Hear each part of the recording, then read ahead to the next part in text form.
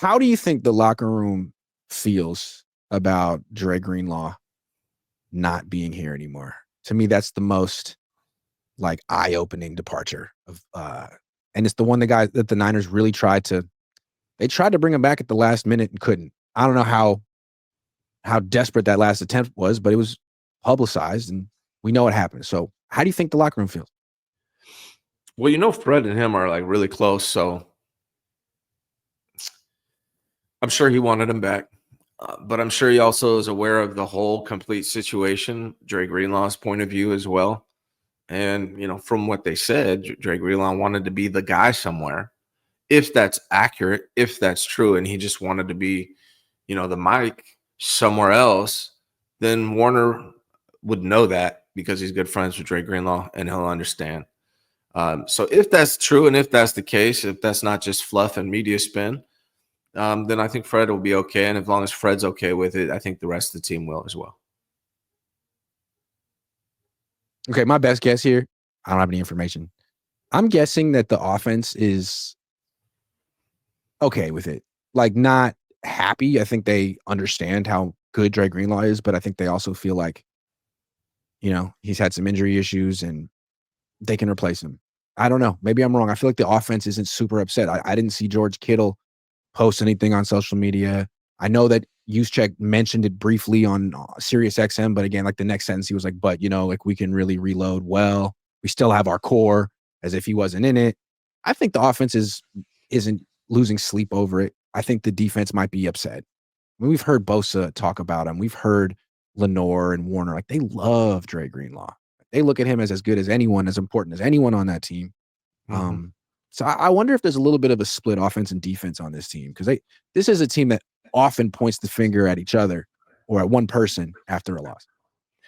Yeah, I mean, I definitely don't think the offense is upset at all about it. They're upset about Juszczyk leaving. Yeah, they were. Yeah, I don't think they really are tripping too hard. Like, they like Greenlaw and they know how good he was going against him in practices and stuff like that. But they're not like losing sleep over it at all. I think the only person that would be really bothered by it, particularly because I think Nick Bosa probably is bothered by it. I think Fred Warner is probably bothered by it, but I think that's probably the extent of it. Most of these other guys are young. Maybe Demo cares a little bit. I'm sure Demo, that's probably his boy as well. But all these other guys, they're pretty young. And the other linebackers are probably happy, like on the down low, a little happy he's gone so they can get an opportunity. So they're not going to be upset, Here's where they could be upset. They might feel like it's fine now, but if that defense is struggling, if that defense just isn't good next year, I can see Bosa and Lenore and Warner being like, yo, we would have liked Greenlaw. We'd be really good with Greenlaw. You saw what it looked like against, especially if he's playing well for the Broncos. He played so well in that game against the Rams. Suddenly the Niners had their elite defense back against a very good offense in a must-have game. He goes to Denver and plays well, and the Niners defense struggles. Like, I could see Bosa, Warner, and Lenore being very upset at that time. And maybe even people on the offense too. There's no doubt in my mind that if healthy, Huff and Greenlaw are going to absolutely feast in that Denver defense next season.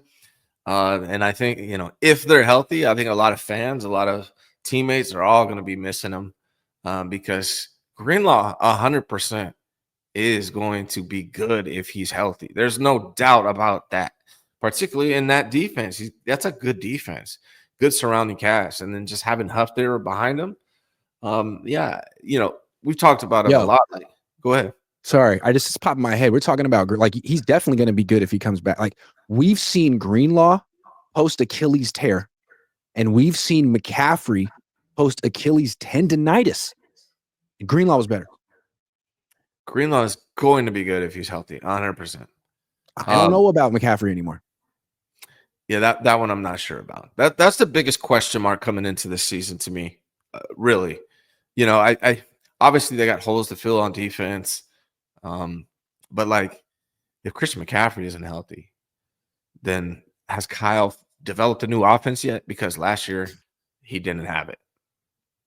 Oh, that's so crazy to me. Like, he had a good running game. They had running backs. They averaged 4.7 yards per carry, 7th best in the league. They had the best tight end.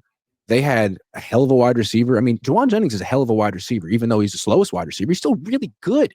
You had like a great 1-2 punch in the passing game, a hell of a 1-2 punch in the running game, although they only use one at a time, and that wasn't enough. That wasn't enough. I mean, I feel like a lot of teams do more with less. The red zone is really where losing CMC in the red zone last year, that's where the biggest problem occurred. And so Kyle's got to come into this season with a plan to go beyond Christian McCaffrey. Assume Christian McCaffrey's not going to be healthy. That's how he needs to approach the season. Compare the Niners offense from 2024 to like the Commanders offense from 2024. The Niners didn't have Ayuk, and Debo wasn't great. Okay. The Commanders had Terry McLaurin and Zach Ertz. They had Brian Thomas Jr. and Austin Eckler. Like, you had better skill position players than them, even with your injuries. And you were way worse than that team. Why? Is it all the quarterback or is it the coach too? That's a good point, man. We got to see. Kyle's got to approach this season completely different, right? He's got to approach it assuming Brandon Ayuk's not going to come back and be the same wide receiver he was, or that he might not even come back. He's got to think that way. Whether or not that's true, it doesn't matter. Same with Christian McCaffrey, and that's how they need to approach this draft. That's how they need to approach their offensive philosophy, because right now I feel like it's heavily reliant on Christian McCaffrey coming back and being the same guy that he was in the past, and they can't approach it that way this year.